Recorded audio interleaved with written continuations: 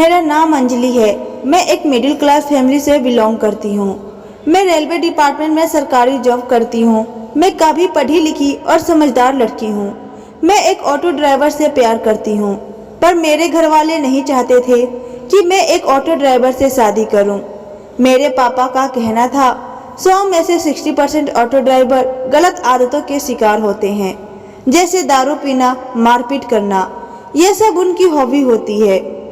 मैंने पापा को बहुत समझाने की कोशिश की कि रंजीत ऐसा आदमी नहीं है, उसमें इन सब चीज़ों की कोई आदत नहीं है। पर मेरे पापा इस शादी के सख्त खिलाफ थे। जब मैं यह बात रंजीत को बताई तो रंजीत ने कहा, हम भागकर शादी कर लेते हैं। आखिर घर वाले कब तक गुस्सा रहेंगे, वह हमें माफ़ कर देंगे। मैं भागना तो नहीं चाहती थी, पर रंजीत की बात भी मुझे सही लगी, इसलिए मैं रंजीत के साथ बिना घर वालों की मर्जी से शादी कर ली। यह बात जब मेरे माता पिता को पता चली तो वो मुझसे बहुत गुस्सा हुए और मुझसे सारे रिश्ते तोड़ दिए। फिर रंजीत ने मुझे संभाला और मुझे अपने साथ अपने घर ले गया। हमारी शादीशुदा जिंदगी बहुत अच्छे से चल रही थी, पर धीरे धीरे रंजीत की आदतें बदलती जा रही थी। रोज दारू पीकर आता और मुझसे लड़ता। मैं उसको बहुत समझाती, पर वह समझने की वजह मुझ पर हाथ उठाता। इन्हीं सब के बीच मुझे पता चला कि मैं प्रेग्नेंट हूँ। मैंने सोचा बच्चे आने की खुशी में शायद रंजीत सुधर जाए। जब शाम को रंजीत घर आया तो मैंने उसको बताया कि तुम बाप बनने वाले हो, पर रंजीत के चेहरे पर मुझे बिल्कुल भी खुशी नजर नहीं आई। उसने कहा, अच्छी बात है। इतना कहकर वह चला गया, पर उसका बिहेवियर बिल्कुल भी चेंज नहीं हो रहा था।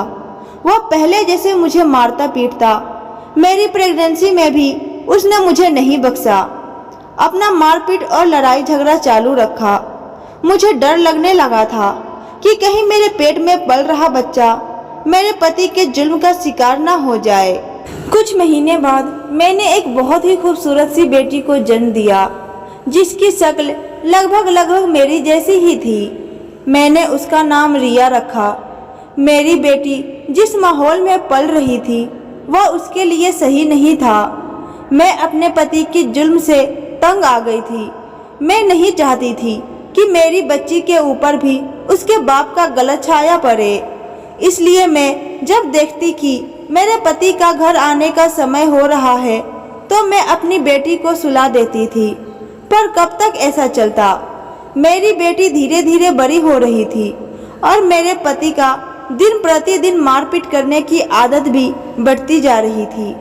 मेरे माँ पापा भी छूट गए थे, मेरी नौकरी भी छूट गई थी, तो अब मेरे लिए सिर्फ मेरा पति ही सहारा था। इसलिए चुपचाप मैं यह सब बर्दाश्त कर रही थी। पर एक दिन मेरे पति ने मुझे कठोर फैसले लेने पर मजबूर कर दिया। एक दिन मुझे पता चला कि मेरे पति का बाहर 2-3 औरतों से अफेयर चल रहा है। इतना ही नहीं, हमारे एरिया के आसपास के कई औरतों से भी उसका अफेयर था, यहाँ तक कि काम वाली बाई से भी। मुझे अपने पति की यह हरकत बिल्कुल भी बर्दाश्त नहीं हुई और मैंने तलाक लेने का फैसला किया। पर उससे पहले मैंने नौकरी की तलाश शुरू की, इंटरव्यू देना शुरू कर दिया। मैं इतना पढ़ी लिखी थी कि मुझे नौकरी मिलने में कोई दिक्कत नहीं हुई। मैं फिर अपनी मेहनत से रेलवे डिपार्टमेंट की कर्मचारी बन गई और फिर मैं अपने पति से तलाक लेकर अपनी बेटी के साथ अपना अलग घर बसा लिया। मेरे पति ने भी दूसरी शादी कर अपना घर बसा लिया था। मैं अपनी बेटी से बहुत प्यार करती थी, उसे कभी भी किसी चीज़ की कोई कमी नहीं होने देती थी। मेरी बेटी की शक्ल सिर्फ मेरी जैसी नहीं थी, बल्कि वह बिल्कुल मेरी परछाई थी। पढ़ने लिखने में भी वह मेरी ही तरह बहुत तेज थी। मैंने सोच लिया था कि अपनी बेटी को पढ़ा लिखा कर काबिल इंसान बनाऊंगी। मैं शहर के सबसे अच्छे स्कूल में उसका एडमिशन करा दी और उसकी पढ़ाई में मैंने अपना पूरा सहयोग दिया।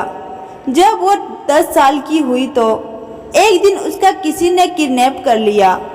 मैंने बहुत छानबीन की, पर उसका कोई पता नहीं चल रहा था। पुलिस का भी सहारा लिया, पर पुलिस को भी कोई सुराग नहीं मिला। मेरा रो रो कर बुरा हाल हो गया था। मैं अपनी बेटी को ढूंढ ढूंढ कर बिल्कुल थक चुकी थी। अब तो मुझे कोई उम्मीद भी नजर नहीं आ रही थी। मैंने बहुत मुश्किल से खुद को संभाला। करीब 1 साल बाद एक चमत्कार हुआ।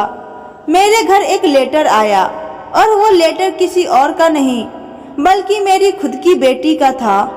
उस लेटर को पढ़ने के बाद मैं बहुत ज़्यादा भावुक हो गई। मेरी आंखों से आंसू रुकने का नाम ही नहीं ले रहा था। उसमें मेरी बेटी ने अपने दुखों को बयां किया था। मेरी बेटी ने लिखा था, माँ, मैं बहुत ज़्यादा तकलीफ में हूँ।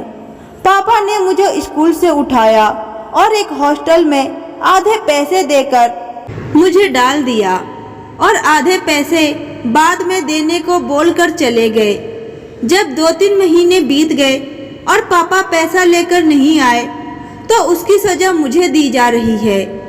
इतने बड़े हॉस्टल की झाड़ू पोछा, यहाँ तक कि जिस हांडे में हॉस्टल के लिए खाना बनता है उस हांडे को मैं अकेले धोती हूँ। मेरे पास बस एक सेट ही कपड़े हैं जिसे मैं धो धो कर पहनती हूँ, जिस पर यहाँ की सारी लड़कियाँ मेरा मजाक उड़ाती हैं। माँ, मुझे अपने पास बुला लो। जब मैं आपके पास थी तो कितनी खुश थी।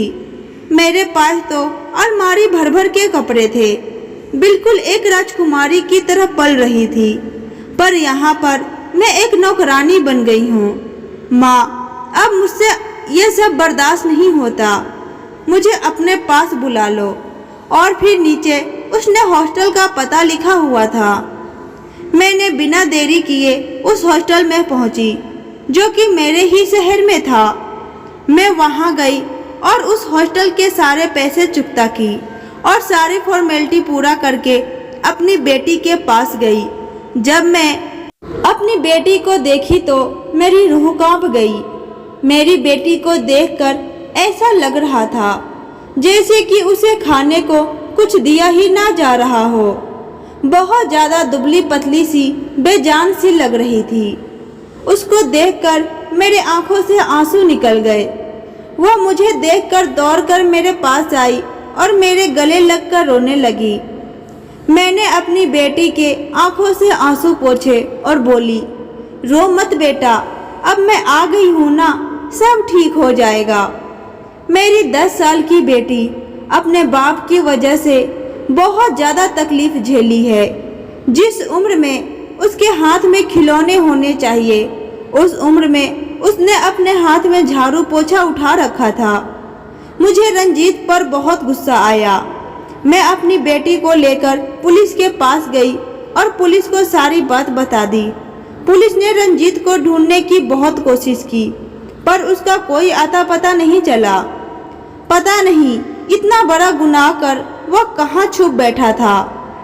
करीब 1 महीने के अंदर मैंने अपनी बेटी को फिर से पहले वाली रिया बना दिया था।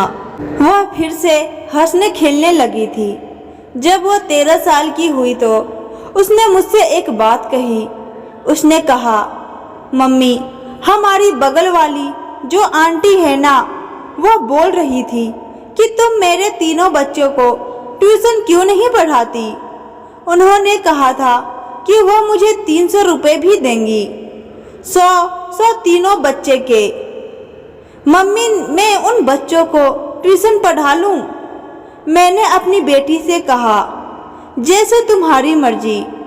मेरी बच्ची ने उन तीनों बच्चों को ट्यूशन पढ़ाना शुरू कर दिया।